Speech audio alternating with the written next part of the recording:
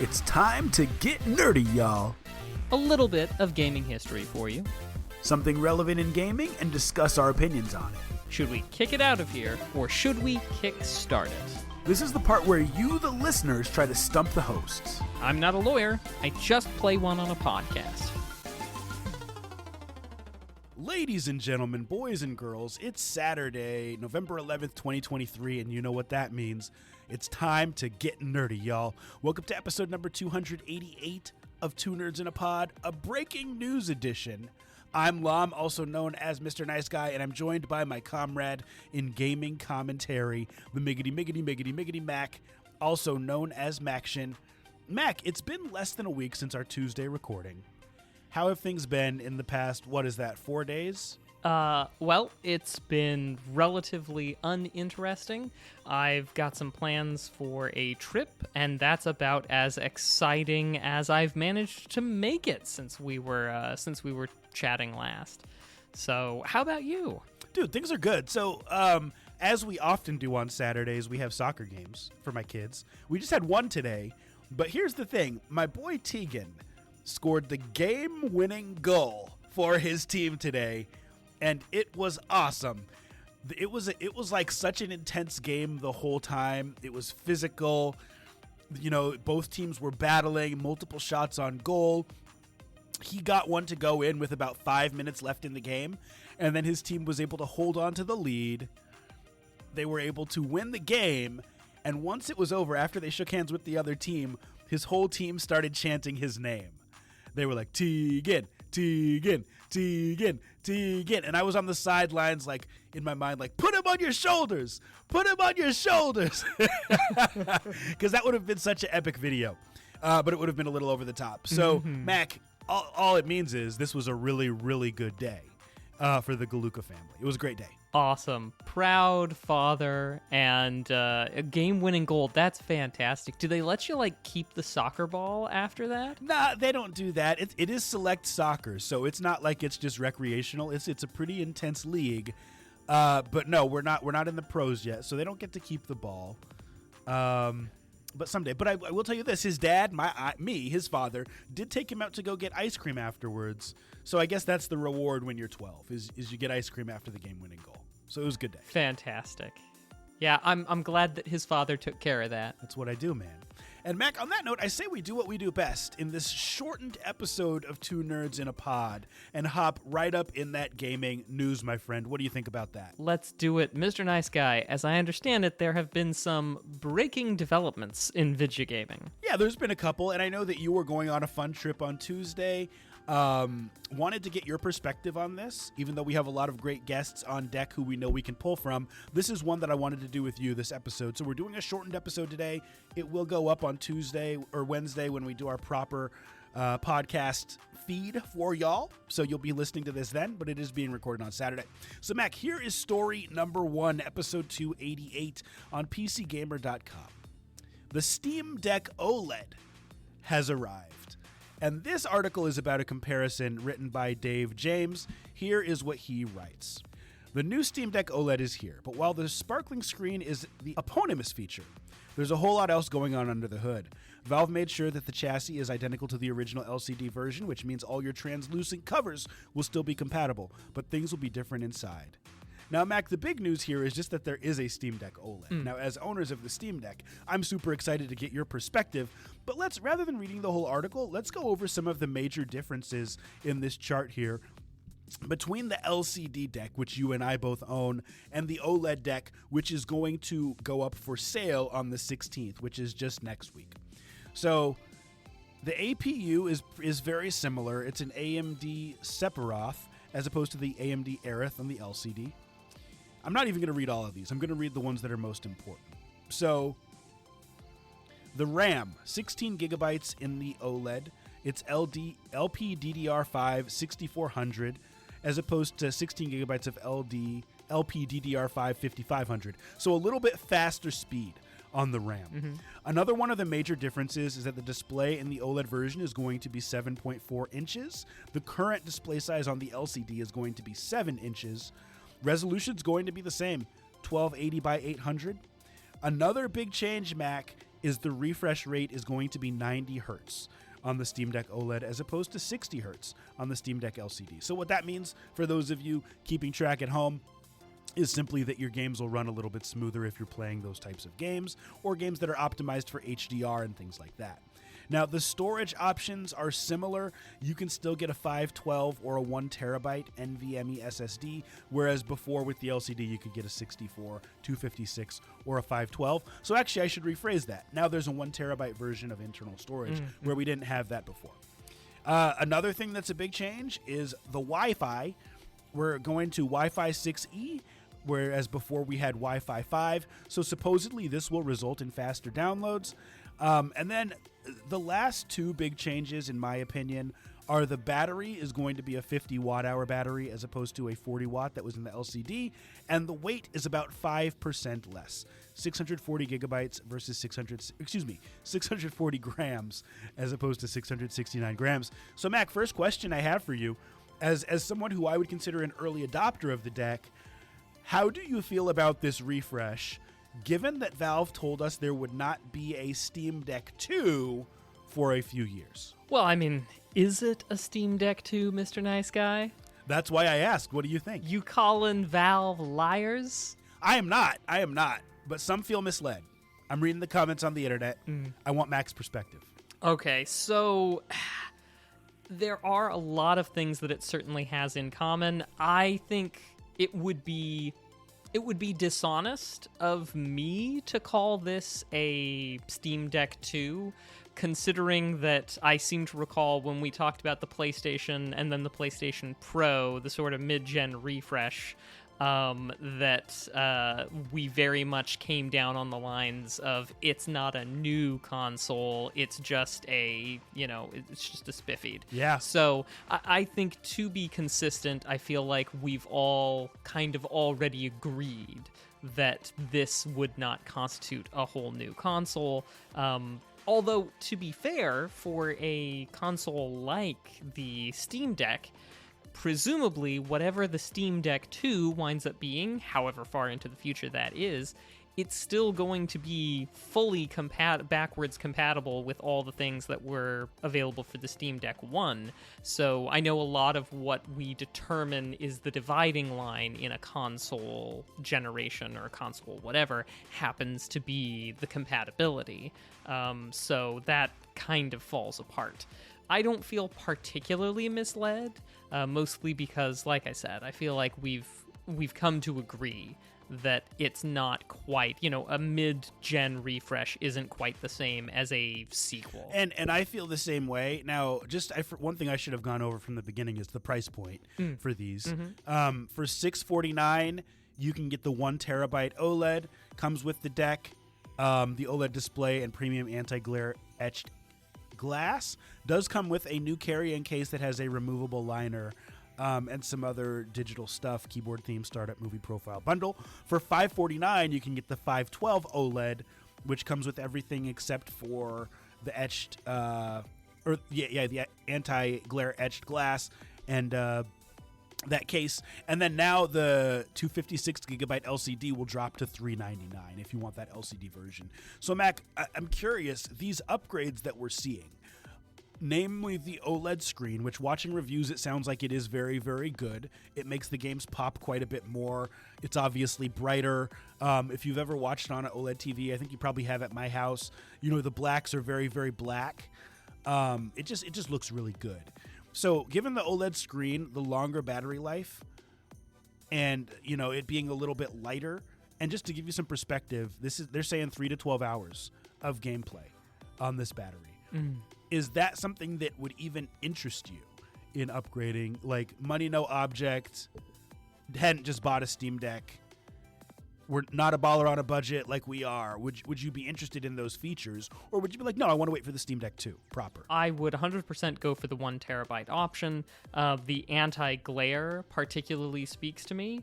It's not like I need to have the 1 terabyte hard drive, but, that anti-glare upgrade certainly speaks to me. But I've wanted an OLED because I want to say it was something like about 6 or 7 episodes of the show back we talked about, oh, there's rumors that maybe there's going to be a Steam Deck refresh. What would we like?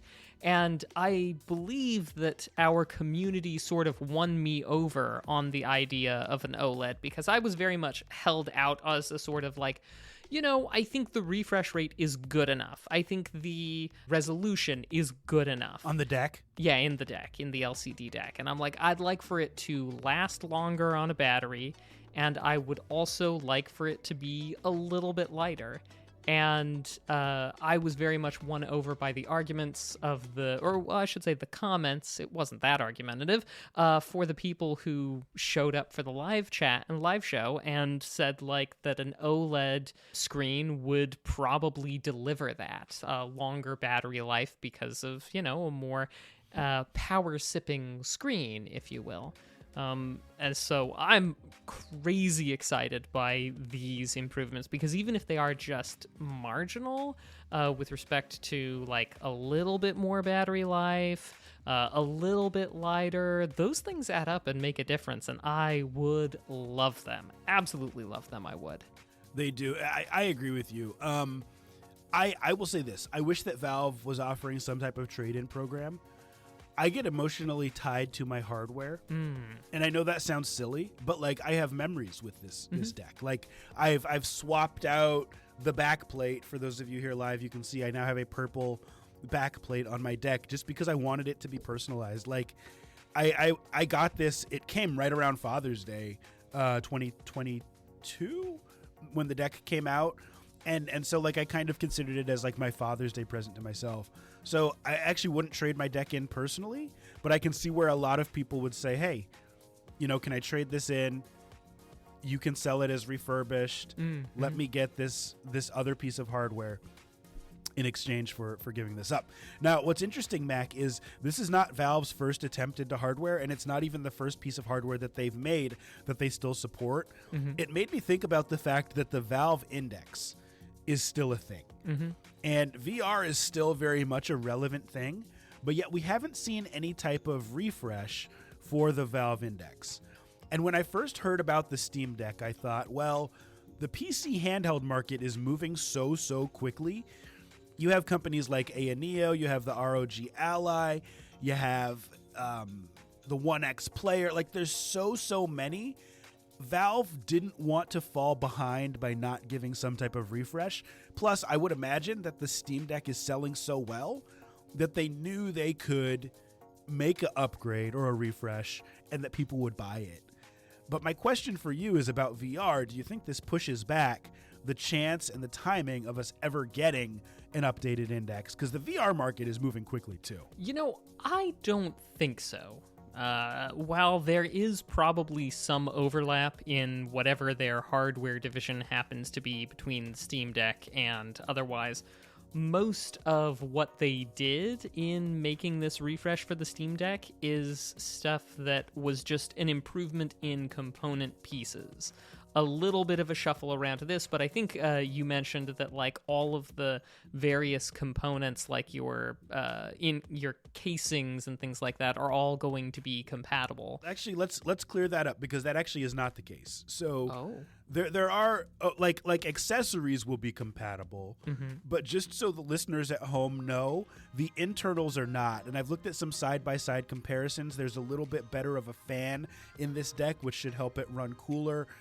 The pieces are different, and so anyone who's hoping to be able to just buy the OLED screen and put it in your current deck and maybe just kind of upgrade things piecemeal, it sounds like that will not be a possibility. Okay. But as far as accessories, yes, you are correct. Okay. So in this particular conversation, the transparent shell would be compatible, but you couldn't just swap pieces in. Right. Great distinction to make.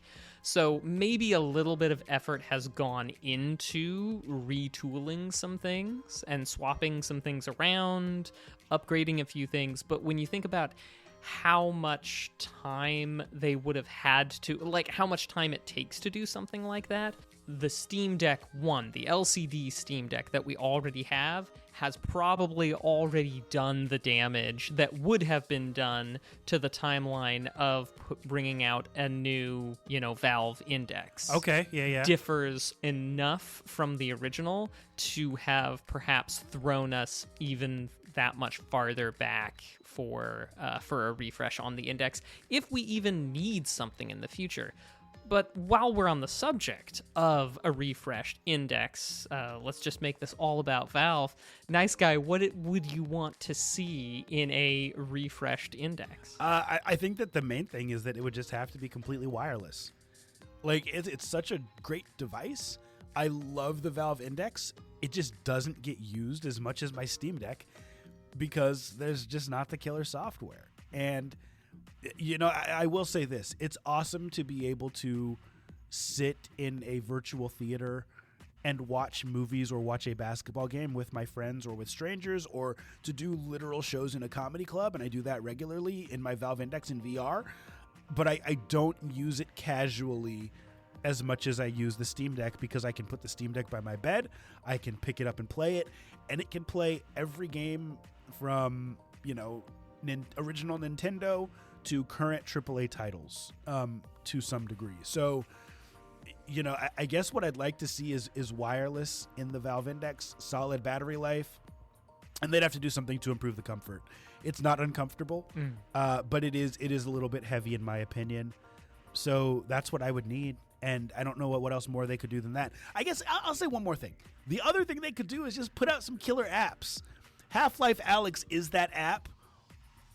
But to ask people to pay $1,000 for a single piece of software when there are now so many more options out there from Oculus, from other places, you've got to come up, or I should say from Meta, you've got to come up with some more software. So Mac, kind of moving on with this conversation, I wanted to give my opinion on one or two more things surrounding this Steam Deck. So, people who own a Steam Deck and also own a PlayStation 5 have the ability to set up an app called Chiaki, which allows them to play their PlayStation 5 remotely.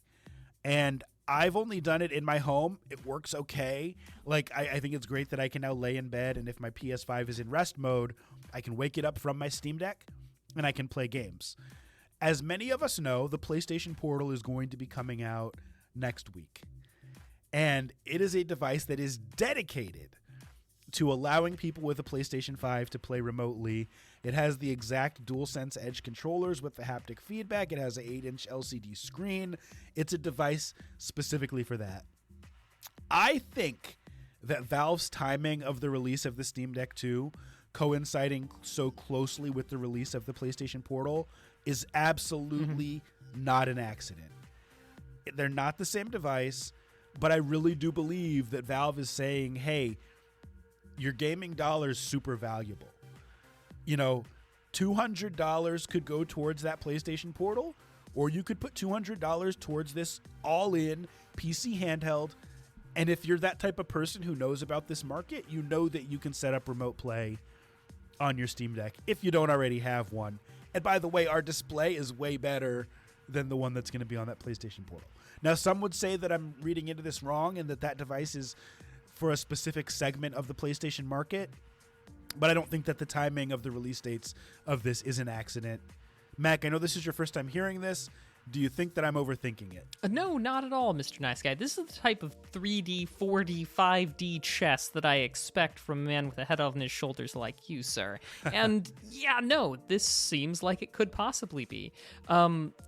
How confident are we about the release schedules of both the this new Steam Deck as well as the PlayStation Portal? I'm double checking, but I believe I know for a fact that the Steam Deck is going to go up for order on the 16th.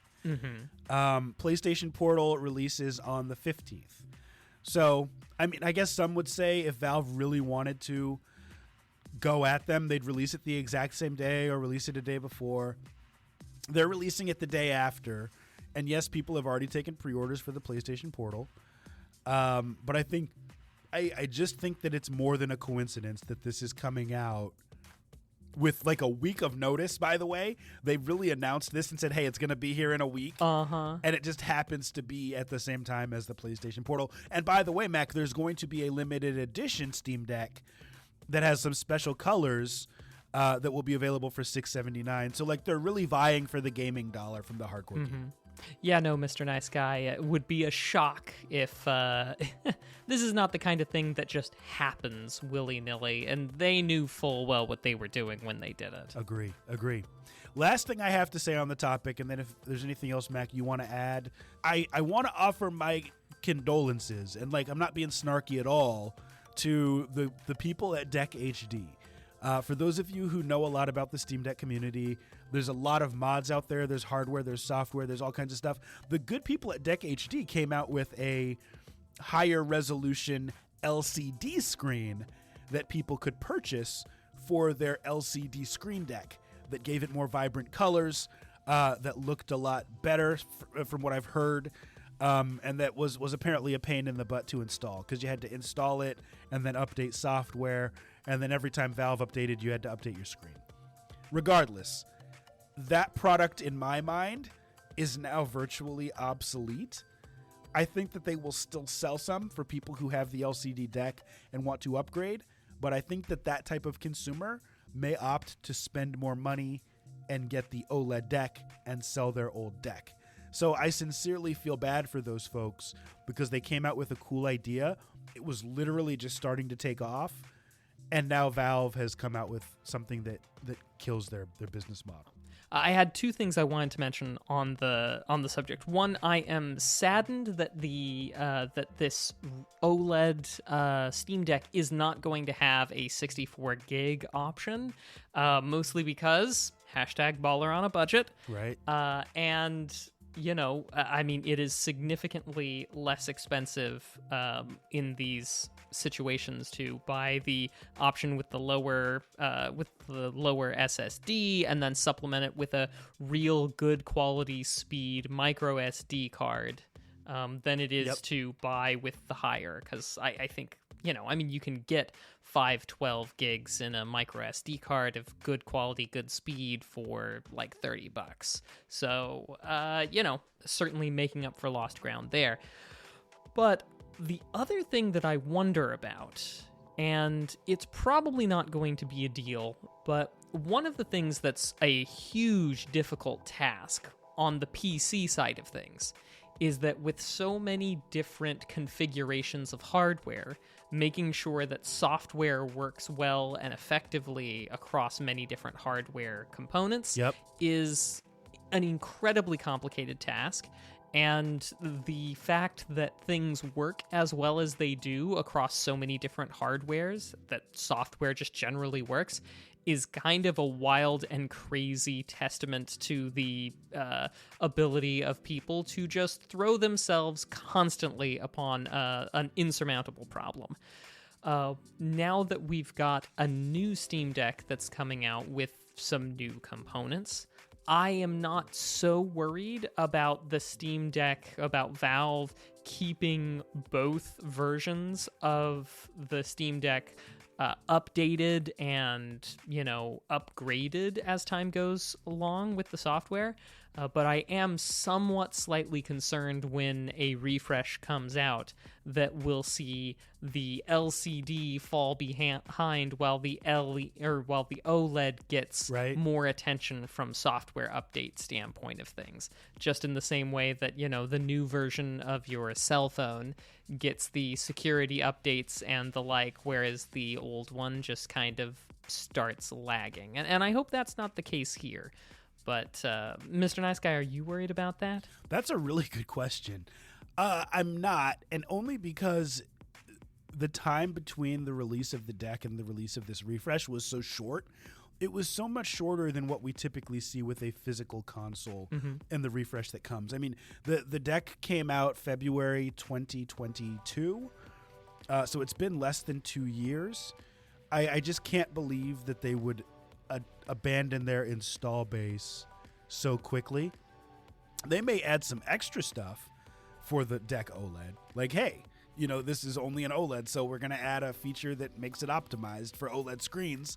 but I don't think in terms of like operating system updates, and in terms of optimizing games for that, getting that badge, that verified on Steam Deck badge, I don't think we see anything there that's limited on the LCD version. And candidly, I mean, if we're 2 years from Steam Deck 2, that's really not that far away.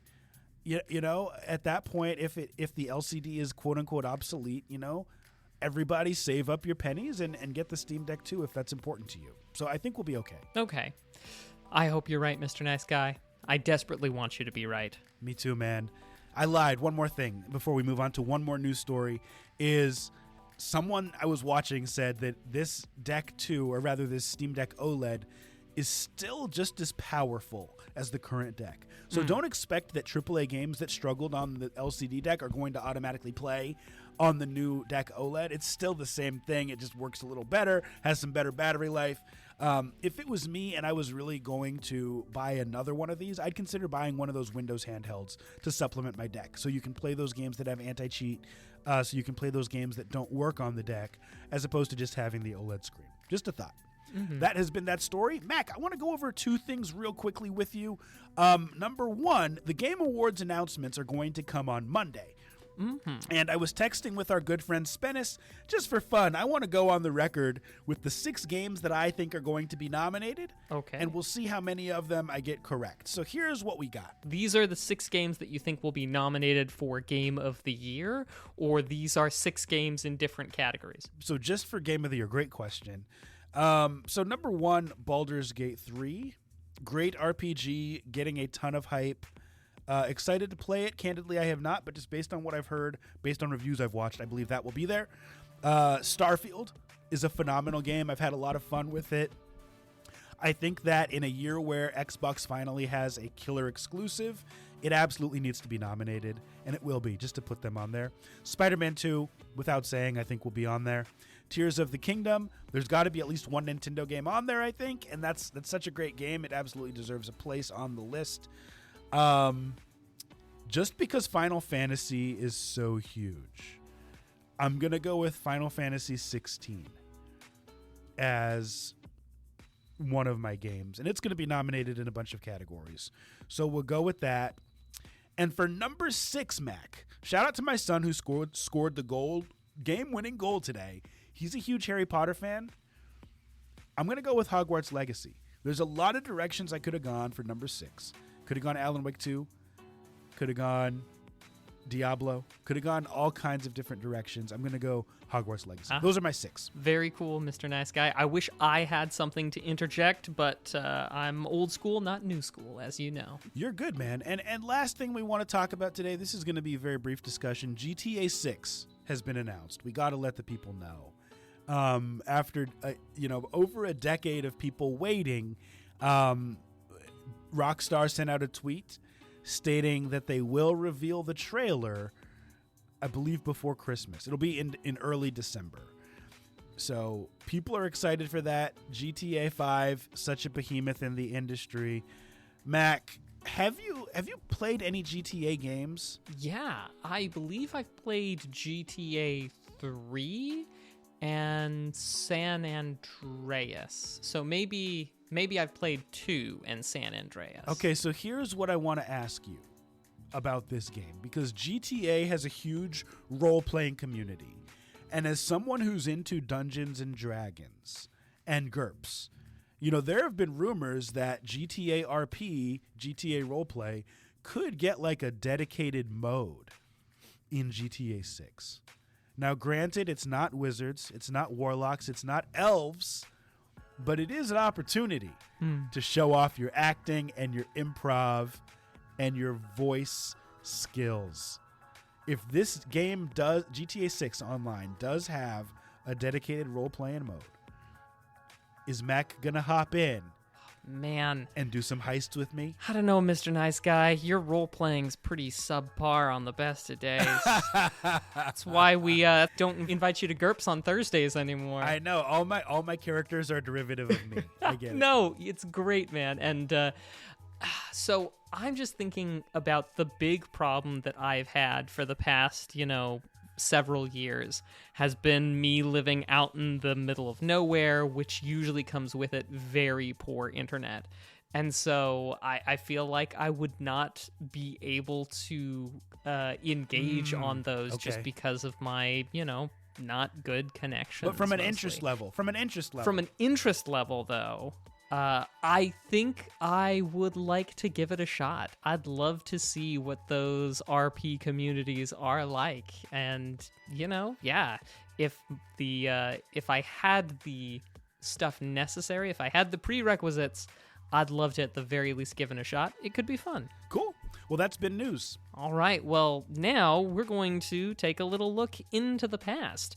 I've got just one big thing to talk about, Mr. Nice Guy, and it could quite possibly be the most impactful thing about this game. Ooh. Let's turn the clock back, Mr. Nice Guy. The year is 2017. This show would have been at around its 50th episode. So the things we're talking about, we were talking about the 2017 nominations for the Game of the Year, of course. Breath of the Wild would obviously win in 2017, and we were still super hyped on games like Breath of the Wild and Cuphead. And right about this time, we were gearing up for what we were hopeful would be the biggest Star Wars game, Battlefront 2. Now, on launch, it would have very middling reviews, and after 2 years of updates, which is all it got, in spite of being assured that it would have a significantly larger life cycle, it only got 2 years, but, who's counting? It would really be considered a kind of C+ quality of game, maybe B-. Sure. If we take all those reviews, we scale them on 10, 70% or so, C+, B-. But back then, when we were talking about it, which would have been right now, in 2017, we still didn't have the game. But what we got was a legacy that would endure far beyond it. We got a post on Reddit from the developers telling us about microtransactions, and video game history was made. Mr. Nice Guy, here is the exchange. Let's hear it. November 12th, 2017. User MBM Maverick posts the following on the Star Wars Battlefront subreddit, and it's very simple. Seriously? I paid $80 to have Vader locked, to which the EA community team responded with the following. And Mr. Nice Guy, so I'll read the first half, and then I'll throw it to you for the second half. Deal. The intent is to provide players with a sense of pride and accomplishment for unlocking different heroes.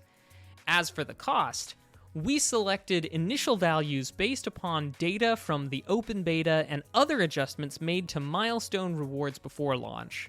Among other things, we're looking at average per-player credit earn rates on a daily basis, and we'll be making constant adjustments to ensure that players have challenges that are compelling, rewarding, and of course, attainable via gameplay.